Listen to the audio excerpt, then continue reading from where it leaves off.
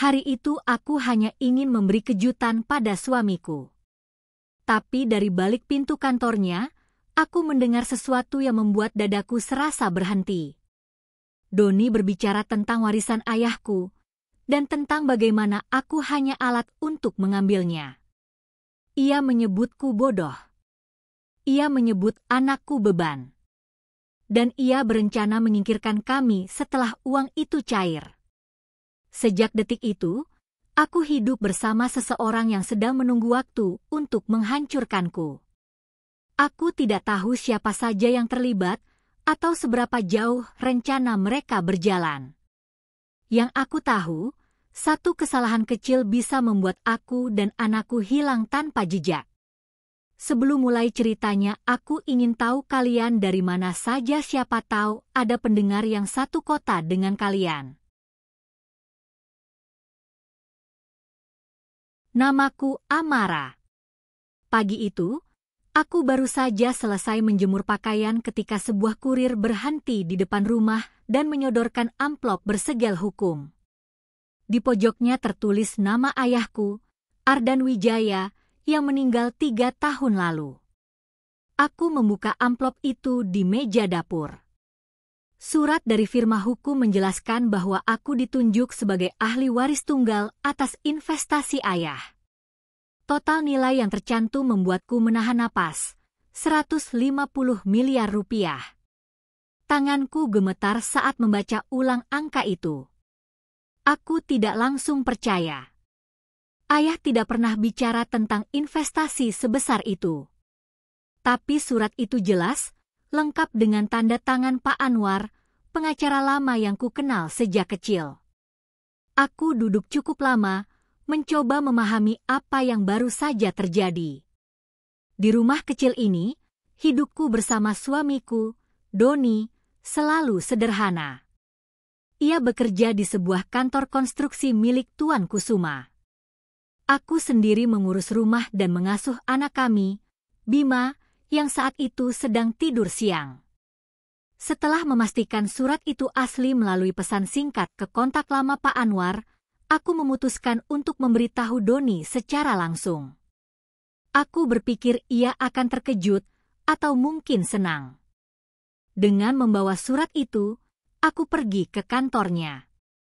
Staf di resepsionis mengenalku dan mempersilakan masuk tanpa bertanya. Saat mendekati pintu ruangannya, aku mendengar suaranya. Ia berbicara dengan seseorang. Suara kedua itu adalah Tuan Kusuma. Aku tidak berniat menguping, tetapi langkahku terhenti ketika ku dengar namaku disebut. Warisannya besar. Tinggal tunggu dia cairkan. Setelah itu selesai, kata Doni. Apa dia curiga? Tanya Tuan Kusuma. Tidak. Dia terlalu polos. Bima juga hanya beban nanti, jawab Doni. Jantungku berdegup keras. Kalimat-kalimat itu terus terulang di kepala.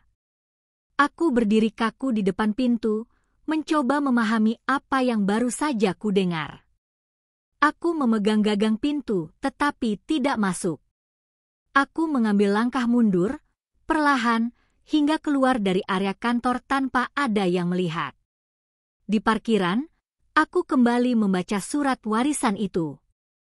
Kali ini, bukan dengan rasa kaget, tetapi dengan kesadaran baru bahwa hidupku tidak lagi aman. Dan untuk pertama kalinya, aku sadar bahwa aku harus berhati-hati. Sangat berhati-hati. Aku tiba di rumah sebelum Doni pulang.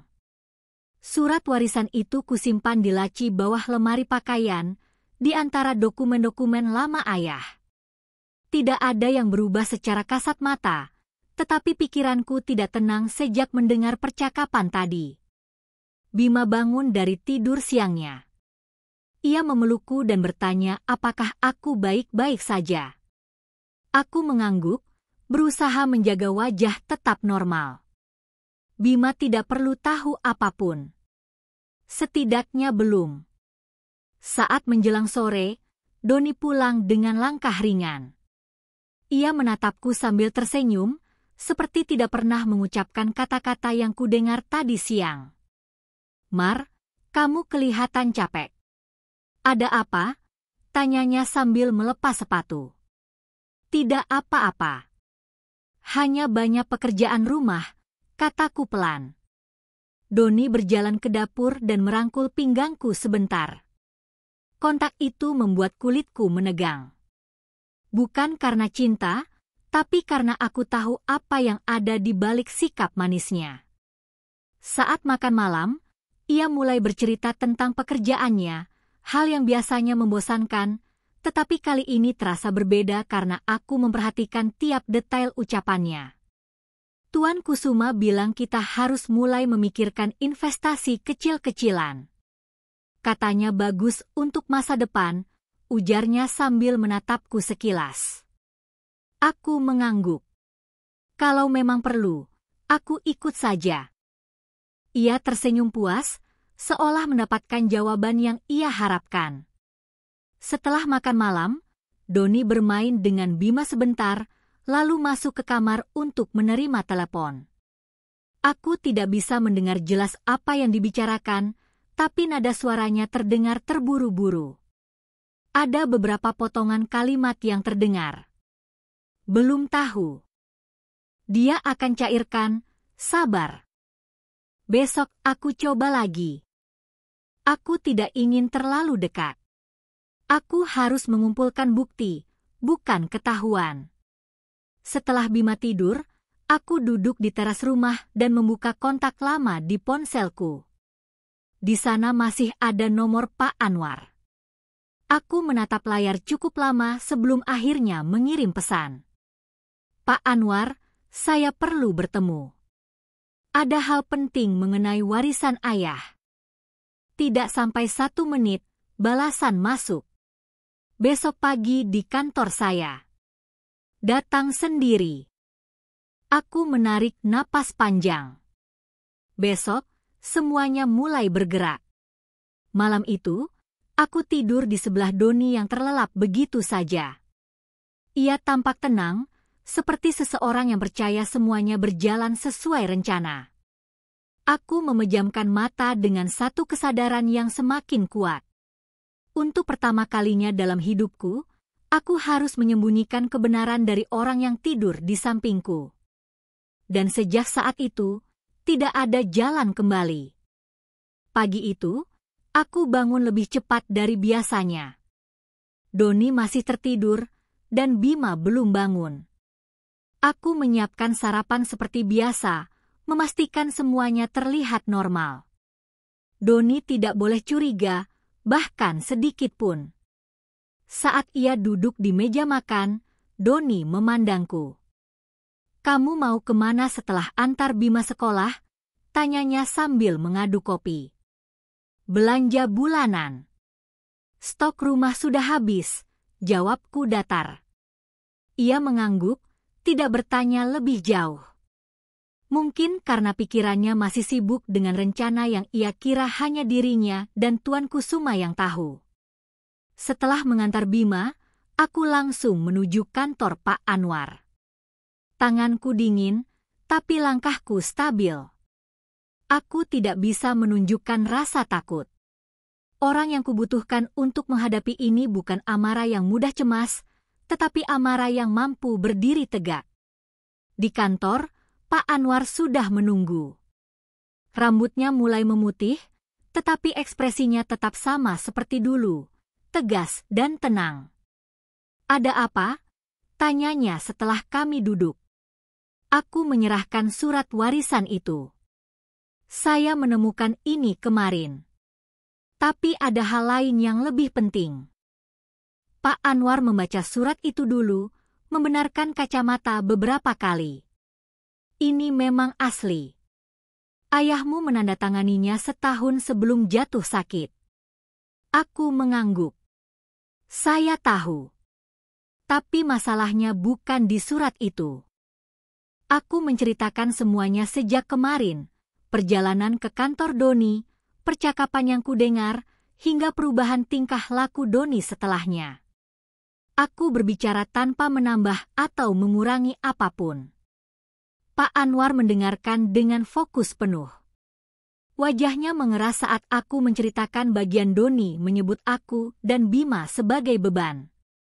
Ini serius, Amara, katanya akhirnya. Kalau benar mereka merencanakan penipuan, kita harus bergerak cepat dan hati-hati. Aku menarik napas. Saya ingin mengumpulkan bukti. Bukan hanya soal warisan. Saya ingin tahu apa yang sebenarnya mereka lakukan. Pak Anwar membuka file di komputernya. Saya bisa menghubungkanmu dengan penyelidik yang terpercaya. Mereka bekerja bersih dan tidak akan meninggalkan jejak. Baik, jawabku. Suaraku pelan tapi tegas. Ia menatapku sejenak.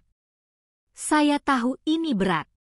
Tapi dari ceritamu, Doni dan Kusuma tampaknya terlibat dalam sesuatu yang lebih besar dari sekadar mengambil warisan. Apa maksudnya? Tanyaku. Mereka sering menangani proyek dengan anggaran besar. Laporan keuangan perusahaan Kusuma pernah bermasalah, tetapi tidak pernah terbukti. Jika mereka sampai sangat membutuhkan uangmu, mungkin ada lubang besar yang ingin mereka tutupi. Aku menelan ludah. Informasi itu menambah ketegangan di dadaku. Pak Anwar memanggil seorang penyelidik swasta bernama Lutfi. Dalam 1 jam, Lutfi datang dengan laptop dan perangkat kecil yang tampak seperti perekam. Apa suamimu sering memakai ponsel kantor atau ponsel pribadi untuk bicara soal uang? Tanya Lutfi langsung. Ponsel pribadi, jawabku. Baik. Kita bisa mulai dari sana. Saya akan memasang sistem yang bisa menangkap percakapan lingkungan tanpa Doni sadar. Aku mengangguk. Apa saya harus melakukan sesuatu? Kamu hanya perlu tetap bertindak normal, kata Pak Anwar. Itulah bagian tersulit. Sebelum pulang, aku menatap kembali 2 pria yang kini berdiri di pihakku. Dalam hatiku, aku tahu langkah pertama sudah selesai. Tapi aku juga tahu apapun yang terjadi setelah ini akan jauh lebih berbahaya. Saat kembali ke rumah, Doni sudah pulang lebih awal. Ia berada di ruang tamu, memandangku dengan senyum datar. Kamu dari mana? Tanyanya. Belanja, jawabku. Aku menunjukkan tas plastik berisi barang-barang yang sengaja kubeli hanya untuk meyakinkan ucapanku. Doni mengangguk, tetapi matanya memperhatikanku lebih lama dari biasanya. Seolah ia merasakan sesuatu, tapi belum bisa memastikan apa. Di momen itu, aku sadar satu hal. Mulai hari ini, setiap langkahku harus dihitung dengan sangat hati-hati. Karena Doni bukan lagi suamiku. Ia adalah seseorang yang mengintai celah. Dan aku tidak boleh memberinya kesempatan sedikit pun. Lutfi datang ke rumah 2 hari setelah pertemuan itu. Ia menyamar sebagai teknisi internet. Doni tidak ada di rumah saat itu, sehingga proses pemasangan alat perekam berjalan lancar. Lutfi menempatkan perangkat kecil di ruang tamu, dekat rak buku, dan satu lagi di belakang bingkai foto keluarga. Alat ini menangkap suara dalam radius 5 meter, jelasnya. Kalau Doni bicara soal rencana atau uang, kita akan dapatkan datanya. Aku mengangguk. Berapa lama alat ini bisa berfungsi? 3 minggu tanpa harus diganti baterai. Setelah memastikan semuanya aman, Lutfi pergi. Hari-hari berikutnya terasa panjang. Aku berusaha menjalani rutinitas seperti biasa, tetapi pikiranku terus waspada terhadap gerak-gerik Doni. Setiap ucapannya, setiap panggilan teleponnya, dan setiap senyumnya kini terasa seperti bagian dari rencana yang tidak kuketahui. Pada malam ketiga, Doni pulang lebih larut dari biasanya. Ia langsung masuk kamar tanpa banyak bicara. Saat berganti pakaian, ponselnya terus berdering. Ia melihat nama penelepon, lalu menutup panggilan itu. "Siapa?" tanyaku. "Klien kantor," jawabnya singkat. Aku tidak bertanya lebih jauh. Namun aku tahu ia berbohong. Doni tidak pernah terlihat tertekan sebelumnya, tetapi malam itu ia tampak gelisah. Keesokan paginya, Doni meminta aku bicara sebentar. "Mar, aku sedang butuh sedikit modal untuk proyek kantor," katanya sambil mengikat tali sepatu. "Hanya sementara. Nanti diganti." Aku mengangguk pelan. "Berapa?" "Tidak banyak. 2 miliar saja untuk menutup dana awal." Jawabannya tepat seperti yang sudah kuketahui dari penyelidikan. Doni sedang butuh uang besar. Dan mereka mengincar warisan ayahku untuk menutup masalah mereka. "Baik. Aku pikirkan dulu," jawabku. Doni mengusap pundakku. "Jangan terlalu lama. Proyek ini penting." Aku tersenyum kecil. Aku mengerti. Setelah Doni berangkat, aku menghubungi Pak Anwar dan Lutfi. Kami bertemu di sebuah kafe kecil yang tidak terlalu ramai. "Dia meminta 2 miliar, kataku langsung. Pak Anwar menatap Lutfi. Ini tanda mereka terdesak. Lutfi membuka laptop dan menunjukkan rekaman dari beberapa hari terakhir. Ada beberapa percakapan Doni yang berhasil tertangkap. Suara Doni terdengar jelas. "Kalau 2 miliar masuk, kita bisa tutup dulu lubangnya. Sisanya nanti setelah warisan cair." Dan suara Tuan Kusuma. "Pastikan Amara tidak curiga. Setelah dana besar masuk, kita selesai dengan mereka." Aku mendengarkan rekaman itu tanpa berkedip. Kata-kata mereka begitu jelas. Tidak ada keraguan sedikit pun bahwa mereka merencanakan sesuatu yang sangat buruk. Pak Anwar menutup laptop. "Ini bukti awal. Kita perlu sesuatu yang lebih besar. Uang itu harus benar-benar keluar dari akunmu agar kita bisa mengikuti alur transfer mereka." "Apa itu tidak berbahaya?" tanyaku. "Tidak selama kita mencairkan dalam jumlah yang kecil dan mengikuti jejak transaksinya." Aku memikirkan hal itu cukup lama. "Aku setuju." Akhirnya aku berkata. "Langkah itu terasa berat, tapi diperlukan. Jika aku ingin menjatuhkan mereka sepenuhnya, aku harus bermain di jalur yang mereka buka sendiri." Sore itu, aku memberitahu Doni bahwa aku bersedia memberikan dana 2 miliar. Reaksi Doni sangat cepat. "Serius, Mar? Kamu mau bantu?" "Ya. Aku sudah pikirkan baik-baik." Ia tersenyum lebar. Senyum itu tidak menenangkan. Justru memperjelas siapa dia sebenarnya. "Kita cairkan besok," kataku. Doni mengangguk dengan antusias, lalu mengirim pesan pada seseorang. Aku tahu itu Kusuma. Malam itu, Doni tidur nyenyak. Namun aku terjaga lama, menatap langit-langit kamar. Besok adalah langkah pertama pembuktian. Dan jika aku salah satu langkah saja, semuanya bisa berakhir buruk. Untukku. Dan untuk Bima. Pagi itu, Doni tampak lebih rapi dari biasanya. Ia memakai parfum yang jarang ia gunakan kecuali saat ada pertemuan penting. Ia terus melihat ponselnya, menerima pesan dari seseorang yang ia sembunyikan dariku. "Kita ke bank jam 11, ya?" katanya sambil memasukkan ponsel ke saku. Aku mengangguk. "Boleh." Kami sarapan tanpa banyak bicara. Di balik sikap manisnya, Doni terlihat gelisah. Ia menunggu sesuatu, atau mungkin seseorang. Bukan aku. Setelah mengantar Bima ke sekolah, kami berangkat ke bank. Begitu sampai, Doni terlihat tidak sabar. Ia memaksakan senyum pada pegawai ban yang menanganinya, seolah-olah ia sudah hafal prosesnya. Padahal selama ini, ia jarang sekali ikut urusan administrasi.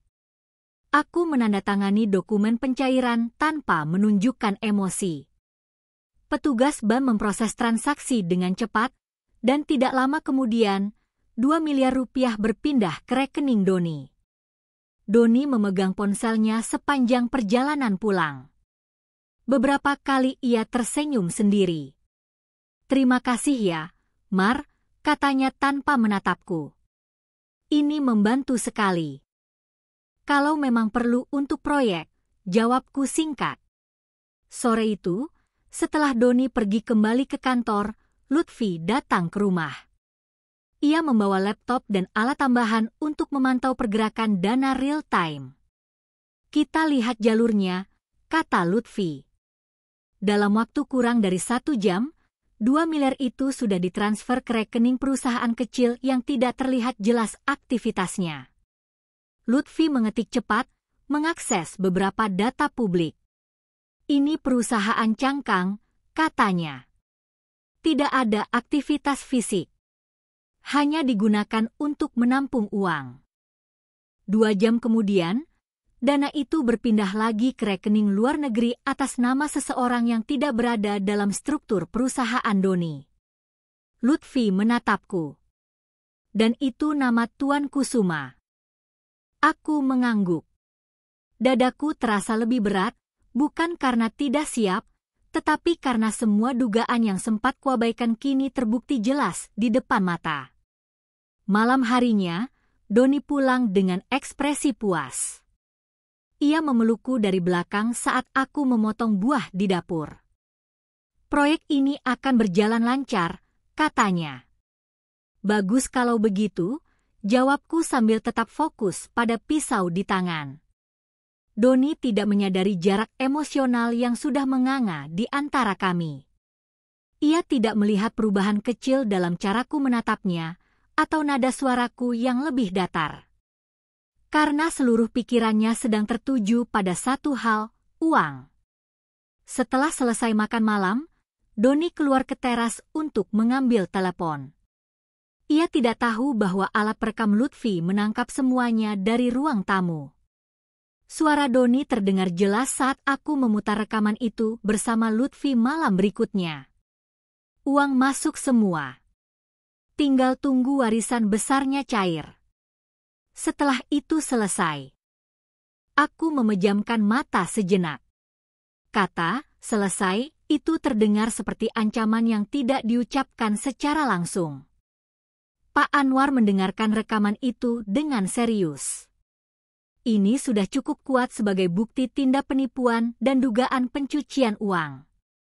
Tapi kita masih butuh satu hal lagi. "Apa?" tanyaku. Konfirmasi langsung mereka saat meminta surat kuasa penuh. Itu akan menjatuhkan mereka sepenuhnya. Aku terdiam sebentar. Itu berarti aku harus datang pada saat mereka meminta sisa warisan. "Ya," kata Pak Anwar. Dan di saat itu, polisi sudah siap. Aku mengangguk tanpa ragu.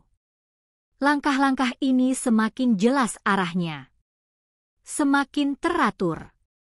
Dan semakin dekat ke akhir. Saat pulang malam itu, aku melihat Doni sedang tertidur di sofa. Ponselnya ada di tangannya, masih terbuka pada percakapan dengan Kusuma. Aman. Dia percaya, kata pesan terakhir dari Doni kepada Kusuma. Aku menatap layar itu beberapa detik sebelum menguncinya perlahan. Aku kembali ke kamar dan duduk di sisi tempat tidur. Segalanya sudah bergerak. Dan tidak ada cara untuk berhenti sekarang. Untuk pertama kalinya sejak semuanya dimulai, aku tidak takut. Apa yang akan terjadi setelah ini adalah sesuatu yang harus mereka hadapi sendiri. Doni mulai berubah. Bukan berubah menjadi lebih baik, tetapi menjadi lebih ceroboh. Setiap hari ia pulang lebih larut.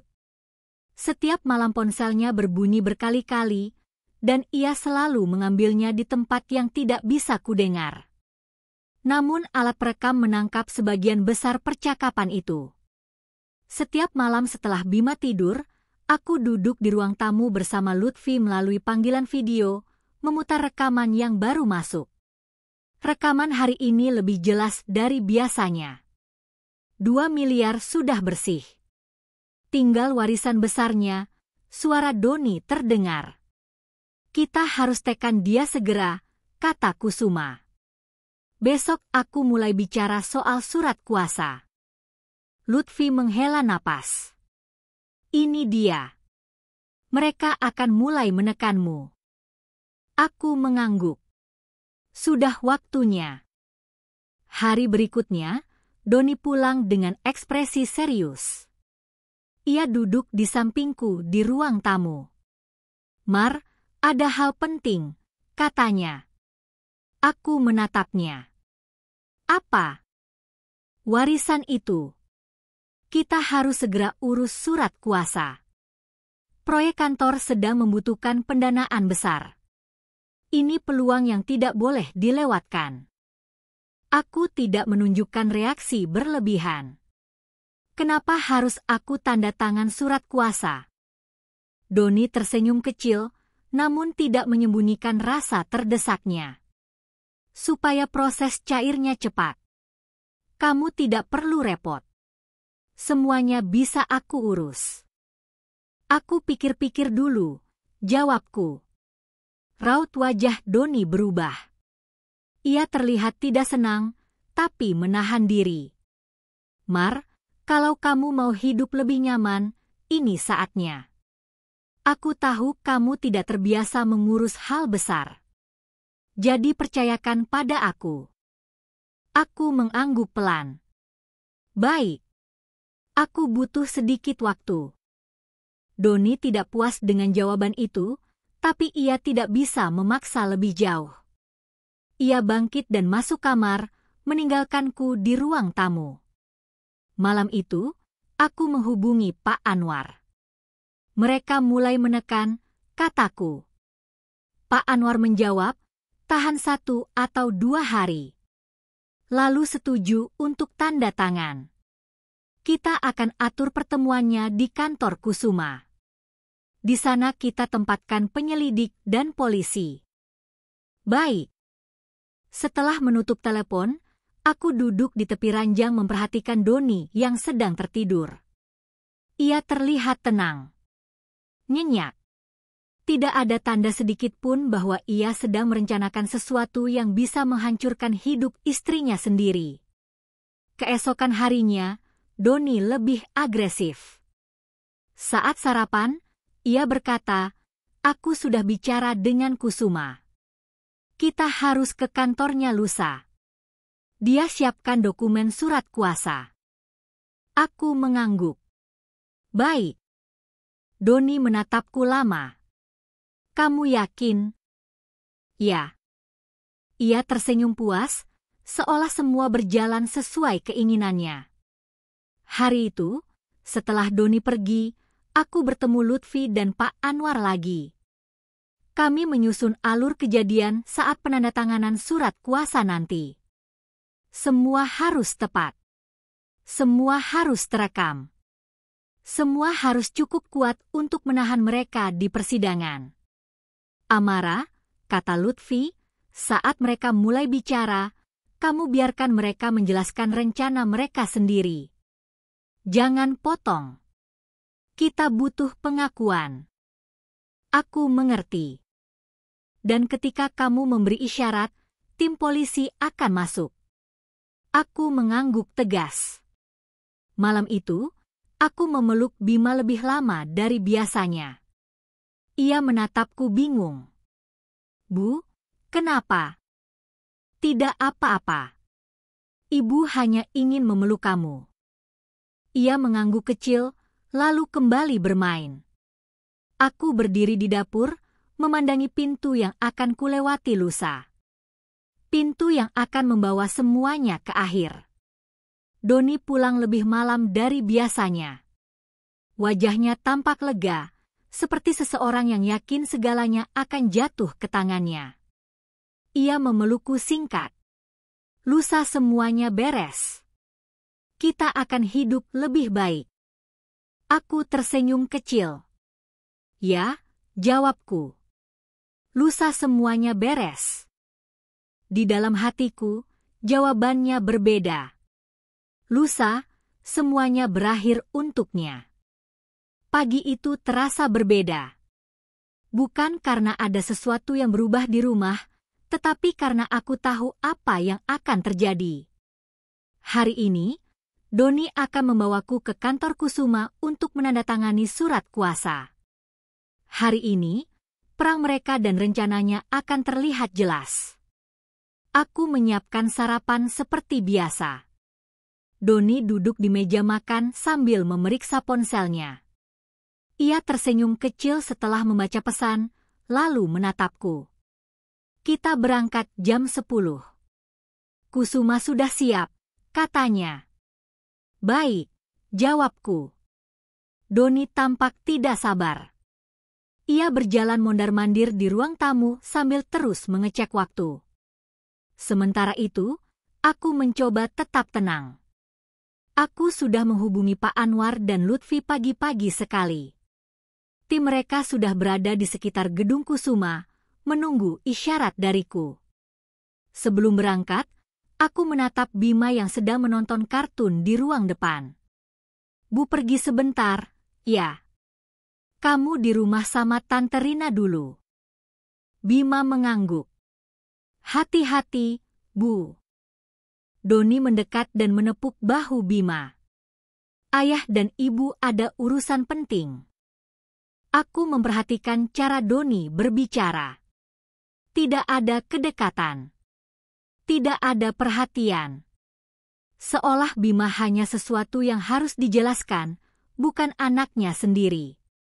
Jam 10 lewat sedikit, kami berangkat. Perjalanan menuju kantor Kusuma terasa panjang. Di mobil, Doni berkali-kali mengulang kalimat yang sama. Ini cuma formalitas, Mar. Kamu tanda tangan, nanti semuanya cepat beres. Aku hanya menjawab pendek. Ya. Begitu sampai di gedung, Doni memegang lenganku. Pegangan itu sedikit lebih kuat dari biasanya. Ayo, katanya. Aku mengikuti langkahnya naik ke lantai 5, ruang kantor Kusuma yang luas dan dingin. Begitu pintu terbuka, Kusuma sudah menunggu di meja rapat. Ia berdiri dan tersenyum. Amara, akhirnya kita bisa selesaikan semua hari ini. Aku duduk tanpa membalas senyumnya. Di atas meja, ada satu map tebal berisi dokumen. Doni mendorongnya mendekat ke arahku.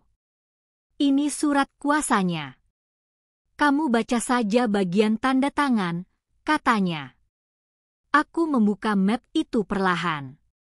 Isinya adalah dokumen yang memberikan Doni kendali penuh atas sisa warisan. Tidak ada satupun bagian yang melindungiku. Kusuma memandangi wajahku dengan seksama.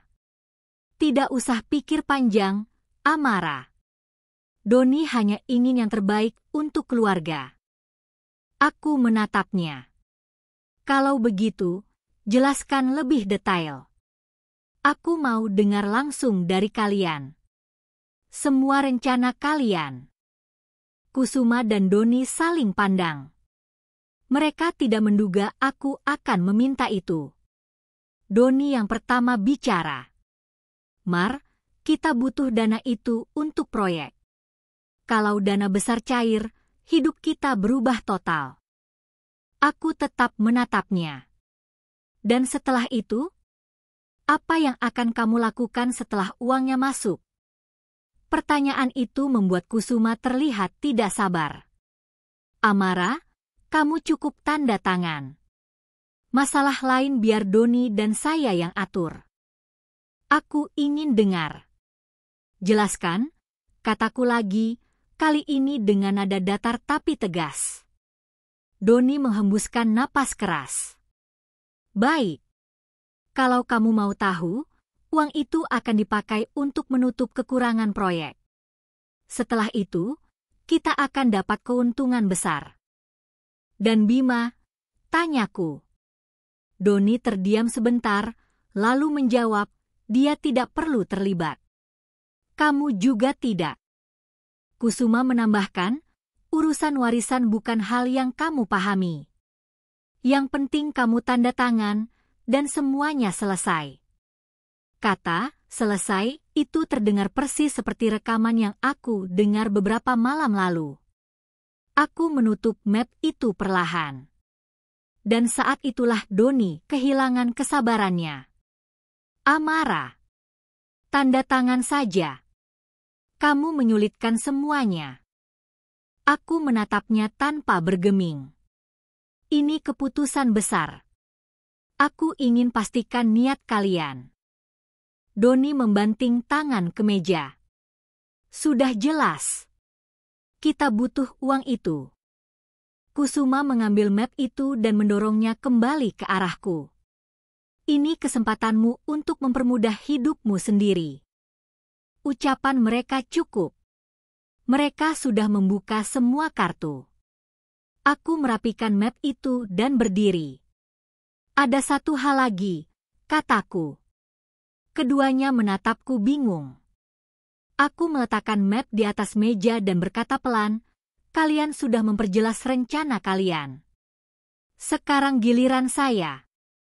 Aku memberi isyarat halus dengan mengetuk meja 3 kali. Dalam hitungan detik, pintu ruang rapat terbuka. Pak Anwar masuk pertama kali. Lutfi menyusul dengan 2 auditor forensik. Di belakang mereka, 2 polisi berpakaian lengkap memasuki ruangan. Ekspresi Doni dan Kusuma berubah total. Keduanya berdiri spontan, panik, tidak siap menghadapi kenyataan yang tiba-tiba menghantam mereka. Aku menatap Doni tanpa emosi. Kalian bilang hari ini semuanya selesai, kataku pelan. Benar. Hari ini, semuanya memang selesai. Doni melangkah mundur saat polisi masuk.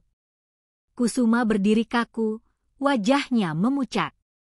Tidak ada yang bergerak selain napas mereka yang mulai tidak teratur.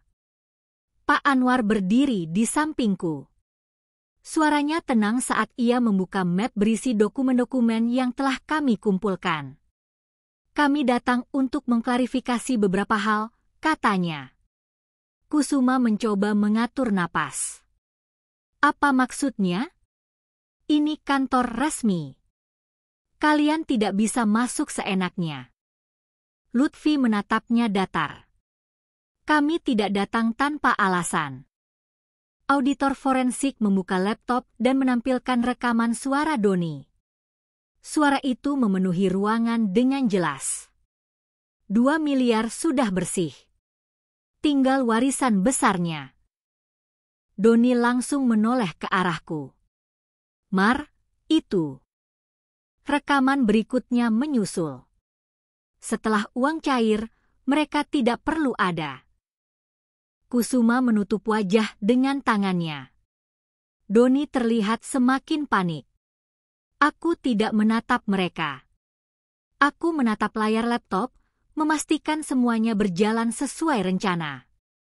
Auditor lain menaruh berkas-berkas rekening di meja. Ini hasil penelusuran transfer uang dari rekening Ibu Amara, katanya. 2 miliar masuk ke perusahaan Cangkang, lalu ditransfer lagi ke rekening luar negeri atas nama saudara Kusuma. Kusuma menggeleng keras. Itu bukan bukti apa-apa. Proyek kami memang butuh dana.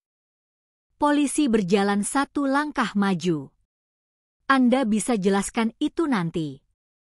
Kami hanya butuh konfirmasi awal. Pak Anwar menutup map. Semua ini menunjukkan adanya penipuan terencana, penyalahgunaan dana, dan indikasi kuat pencucian uang. Doni memandangku dengan tatapan memohon yang tidak pernah kulihat sebelumnya. Amara, dengar aku dulu. Ini semua tidak seperti yang kamu pikir. Aku menatapnya. Aku sudah selesai mendengar alasanmu. Kusuma mencoba menenangkan suaranya. Amara, kamu harus ingat. Semua keputusan ini akan memengaruhi hidupmu juga. Warisan itu terlalu besar untuk kamu kelola sendiri. Tanpa kami, kamu tidak akan sanggup. Aku menjawab tanpa emosi. Lebih baik aku kelola sendiri daripada kalian mengambilnya. Lutfi menambahkan satu rekaman terakhir yang paling jelas. Doni, tenang saja, Pak. Setelah semua cair, Amara dan Bima tidak akan jadi masalah. Suara itu membuat ruangan terdiam. Tidak ada yang bisa menyangkalnya. Doni menunduk, kedua bahunya gemetar. Aku tidak pernah bilang akan menyakiti kalian, katanya lemah. Aku menjawab, kamu hanya tidak ingin kami ada setelah uang itu didapat. Itu cukup jelas. Polisi memberi isyarat pada keduanya. Saudara Doni dan Kusuma, kalian diminta ikut ke kantor untuk pemeriksaan lebih lanjut. Doni menatapku satu kali lagi, wajahnya hancur. Kenapa kamu lakukan ini, Mar? Kita keluarga. Keluarga tidak merancang kejatuhanku, jawabku. Kusuma berusaha menahan petugas, tetapi percuma. Suaranya berubah menjadi makian yang tidak lagi terdengar berkuasa. Sebelum keduanya dibawa keluar, aku berkata sekali lagi kepada Doni. Kamu memilih uang lebih dari apapun. Dan kamu pikir aku tidak akan tahu. Doni tidak menjawab. Polisi membawanya keluar dari ruangan, lalu Kusuma menyusul. Pintu tertutup. Pak Anwar menatapku. Semua bukti sudah lengkap. Mereka tidak akan keluar dari kasus ini dengan mudah. Aku mengangguk perlahan. Ruang rapat itu sunyi. Tidak ada Doni. Tidak ada Kusuma. Tidak ada ancaman. Untuk pertama kalinya sejak semua ini dimulai, aku bisa menarik napas penuh.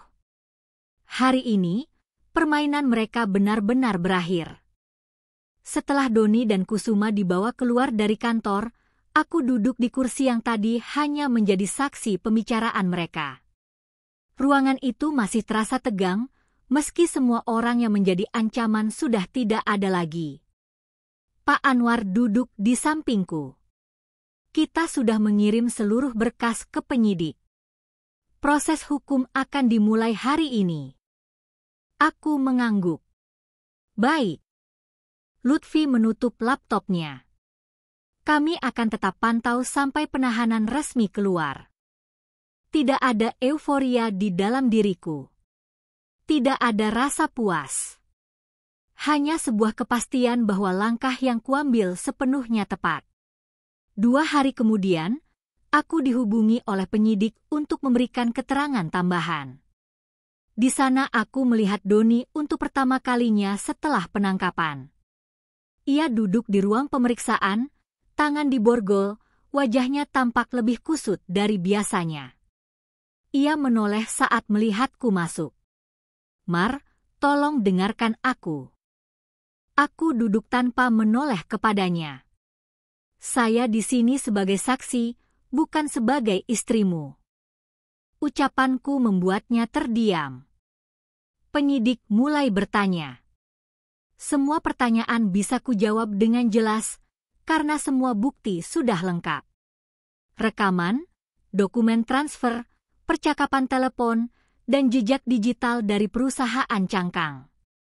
Setelah pemeriksaan selesai, Doni mencoba berbicara lagi.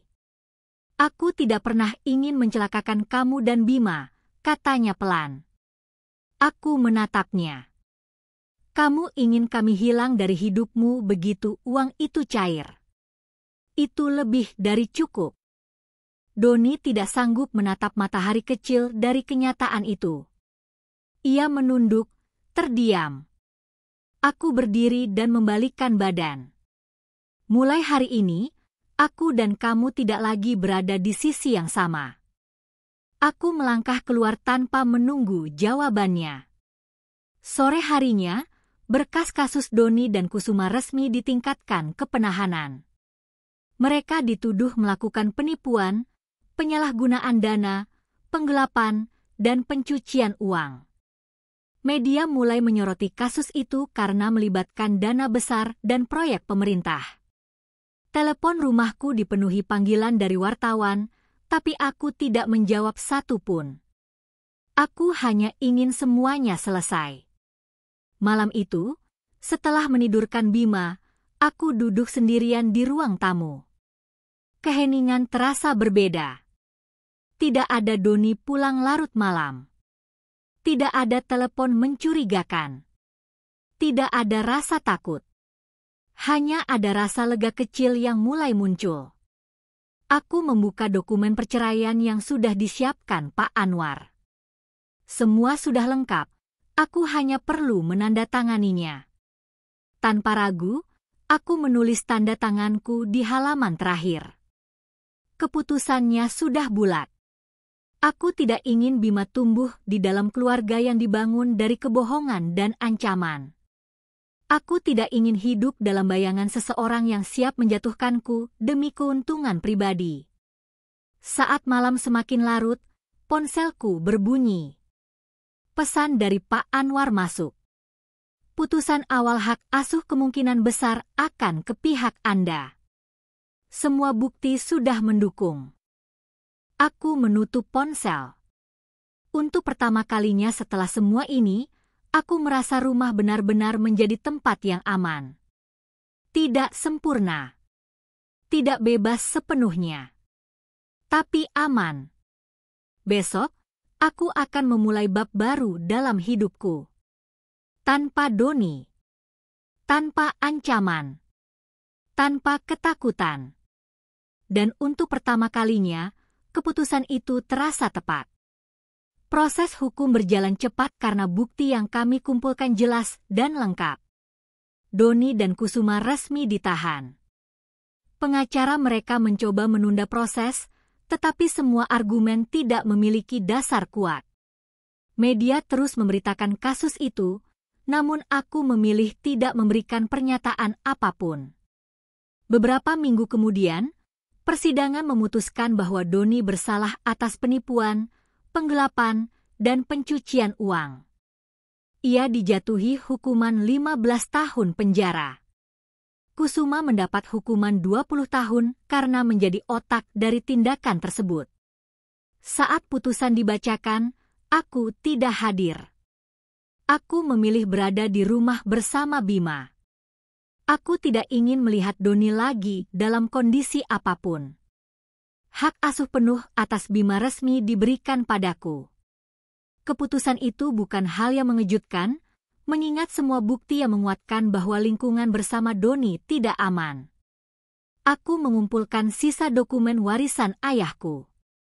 Semuanya sekarang berada di bawah kendaliku sepenuhnya.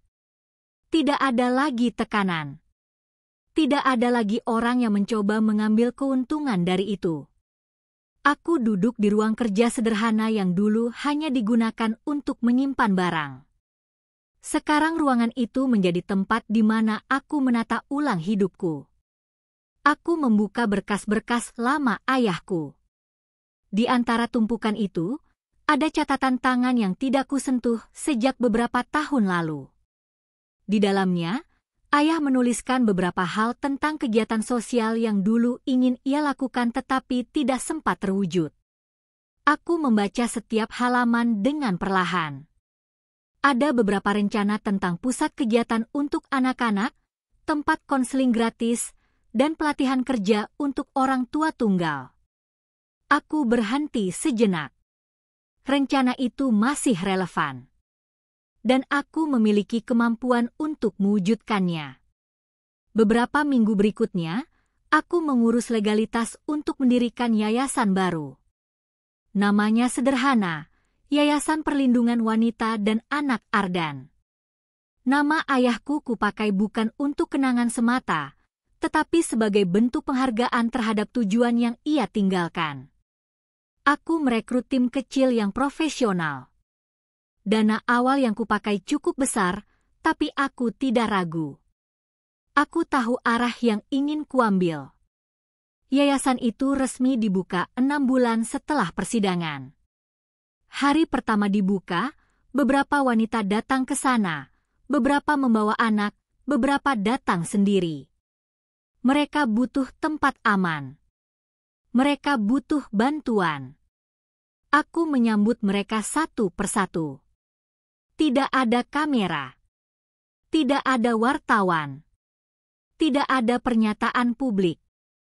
Hanya bantuan nyata.